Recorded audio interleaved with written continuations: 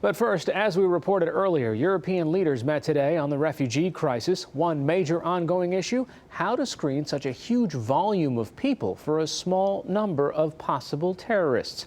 As special correspondent Malcolm Brabant tells us now, it's not an easy job. Baby, don't worry. Baby, don't worry about a thing. Here is a genuinely innocent and uplifting scene from Europe's refugee crisis. Every little thing. Every little thing. La, la, la, la, la. Jerome Kaluta from Congo is providing a few moments' joy for Afghan children stranded in Greece after Macedonia sealed the migrant trail at the border. But what worries Europe's military, intelligence and police agencies are the large numbers of fit young men entering the EU. Many threw away their documents on the instructions of smugglers, and so the authorities often have no idea who they really are. NATO's Supreme Commander in Europe, US Air Force General Philip Breedlove, left the Senate Armed Services Committee in no doubt about his fears in testimony last week. Europe faces the daunting challenge of mass migration spurred by state instability and state collapse, and masking the movements of criminals, terrorists, and foreign fighters. Within this mix, ISIL or Daesh is spreading like a cancer, taking advantage of paths of least resistance, threatening European nations and our own with terrorist attacks. This is Athens' Victoria Square, where hundreds of refugees congregate every day as they realize their preferred destinations in Northern Europe are no longer attainable. Human rights activists worry that Europe's humanitarian response is being endangered by what they regard as scaremongering. George Cosmopoulos of Amnesty International is disturbed that the refugee crisis and the perceived terrorist threat are being conflated. The way we see it, these people are genuine refugees, and what they're fleeing for is actually terror and very, very grave human rights violations. They're leaving behind war, they're leaving behind distractions, and this is the lens we should apply, and not put the blame to a whole group of people who are simply looking for safety and a better future in Europe. General Breedlove's comments are at odds with the analysis of senior EU officials. They believe that he's exaggerated. But recently, Rob Wainwright, who's the director of Europol, the European police agency, said that he believed that there were as many as 5,000 IS-trained jihadis wandering free in Europe with the intention of causing mass casualties amongst the civilian population. Mr. Wainwright added, however, that he didn't think that there was any concrete evidence to suggest that terrorists were using the migration flow as cover to infiltrate Europe. But Mary Bossi, one of Greece's leading terrorism experts, believes that European officials are downplaying the potential threat from IS. It comes to the number of 30,000 foreign fighters into the ISIS. These foreign fighters come from Europe and Russia. They come from Western countries and Russia, and all over the place.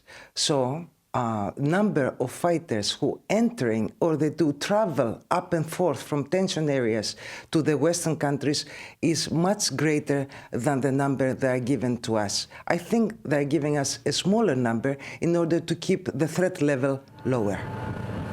Patrolling Greece's long and porous maritime frontier with Turkey are a flotilla of fast response vessels from various EU countries. Stay quiet, okay? Stay quiet.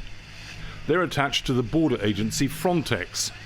It's reinforcing Greece, whose financial crisis has hobbled its ability to protect Europe's eastern flank. Frontex boats are rescuing migrants in their thousands. Information obtained on the front line is fed back to the Frontex Situation Room in the Polish capital Warsaw. Communications Chief Isabella Cooper. The green dots here that we are seeing are represent boats with migrants and refugees coming from Turkey towards Greece since the beginning of this year. The white ones that we see here on different islands, we can see 3 of them, are ongoing search and rescue.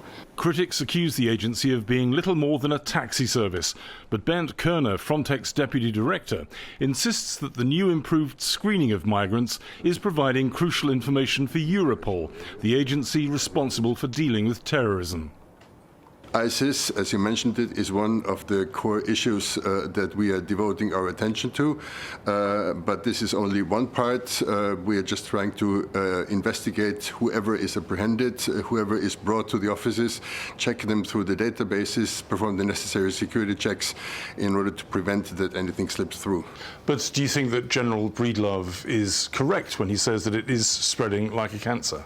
We have made detections. Those detections have been forwarded to the national authorities for proper decision-taking. We have strengthened our capabilities in anti-terrorism measures. So for the time being, whatever we could detect was done. The sharing of intelligence and the cooperation has been greatly enhanced. This used to be Athens' main airport. Now disused and almost derelict, it's providing the most basic shelter for migrants thwarted by the new travel restrictions. Greek state and aid agencies are nowhere to be seen. Residents are relying on the kindness of ordinary citizens. Among those stuck here is Idris Bayat, who shows his certificate of employment as an administrator for NATO in Afghanistan. We met Bayat 3 weeks ago in Lesbos, after he was brought ashore by Greek coast guards.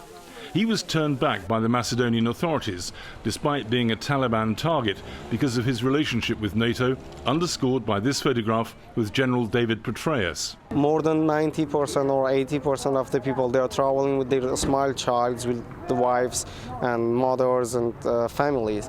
So a tourist is not gonna travel with their family or their small child. If it's a tourist, it should come along. And I don't know how it's possible for a tourist to come and stay in the compounds. Back at Victoria Square, musician Jerome Kaluta has a message for Europe as it prepares to shatter the refugees' hopes.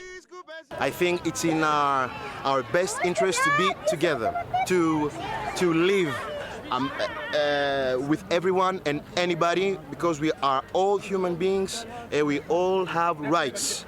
We all are God's children. Be strong. Although that sentiment is enshrined in European treaties, the reality is that the EU is delivering the following edict: stay away. For the PBS NewsHour, I'm Malcolm Brabant in Athens.